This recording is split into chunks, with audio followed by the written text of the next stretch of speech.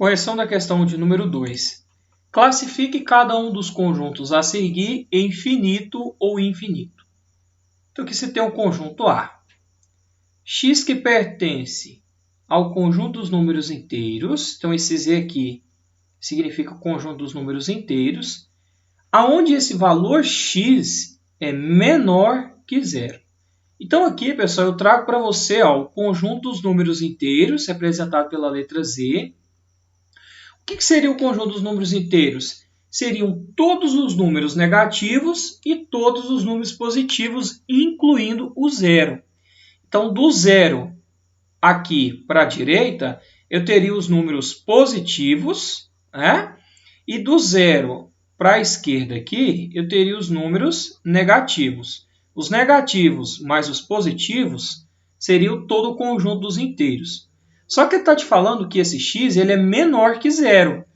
Então, a parte que é menor que zero, você concorda comigo que é essa parte negativa aqui, ó, que seria o menos 1, menos 2, o menos 3 e até o mais infinito? Então, essa parte aqui, pessoal, seria a parte negativa. Ou seja, onde x é menor que zero, seriam os números menores que zero. Então, a partir do menos 1. Então, o conjunto A seria aqui, ó, vindo do menos 4, menos 3, menos 2, menos 1 e para por aqui, porque o zero não entra.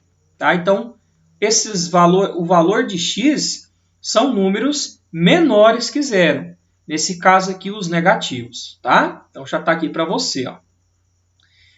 Letra B.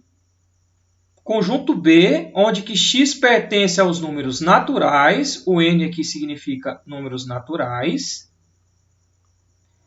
Onde o x é menor que zero.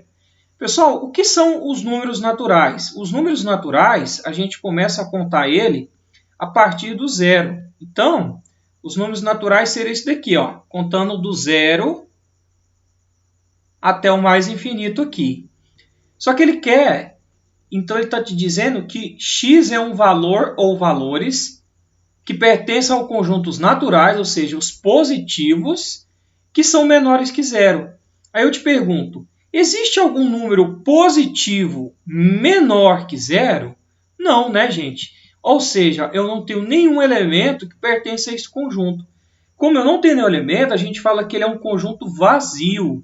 Isso daqui e isso daqui significa conjunto vazio. E eu posso representar ele dessa maneira ou dessa maneira aqui. Nesse caso, como o conjunto é vazio, a gente chama ele de finito, porque eu consigo quantificar ele aqui. Letra C. Conjunto C, onde os x é valores que pertencem ao conjunto dos números naturais, tá? Ou valor também. Tal que 0 multiplicado por x tem que dar 0. Pessoal, então você vai pensar o seguinte. Quais são os números que multiplicados por x, nesse caso aqui, vão ser igual a 0? E tem que pertencer ao conjunto dos naturais, ou seja, dos positivos aqui. Professor, qualquer número positivo multiplicado por 0 vai dar 0. Então, o 0 vezes 0 vai dar 0, o 1 vezes 0 dá 0, ou seja, todos os números positivos multiplicado por 0 dá 0. Então, eu representei aqui o 0, 1, 2, 3, e aí eu coloco aqui a reticência, que significa que são todos os números naturais. E o conjunto dos naturais é infinito. Letra D. X que pertence aos naturais, tal que 0 vezes esse valor ou valores de x, que tem que dar x. Qual que é dos números naturais um valor x que multiplicado por 0 vai dar o próprio valor x? Pessoal, se você perceber, é o próprio valor 0 aqui, ó. Porque o 0 multiplicado por 0, ou seja, se o x aqui valer 0 multiplicado por 0, o resultado aqui vai ser o próprio valor de x, que nesse caso aqui também seria 0. Se eu colocar um 1 vezes o 0, também vai dar 0, mas não daria igual ao valor de 1 aqui, ó. Então, o único número dos naturais que multiplicado por 0, que nesse caso vai dar o próprio valor de x, é o próprio 0. Então, coloquei o 0 aqui. Ele é formado por um conjunto unitário.